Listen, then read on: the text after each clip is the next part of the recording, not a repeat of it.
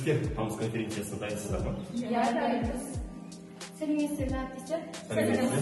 Сіздерді жаңа оқу жылының басталуымен құттықтаймын.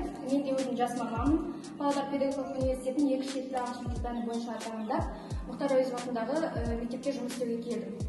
Сіздерге осы жаңа оқу жылында табыс тілейміз. Рахмет. Сіздерге табыс тілейміз. Ұжымға қош келіпсіз. Рахмет.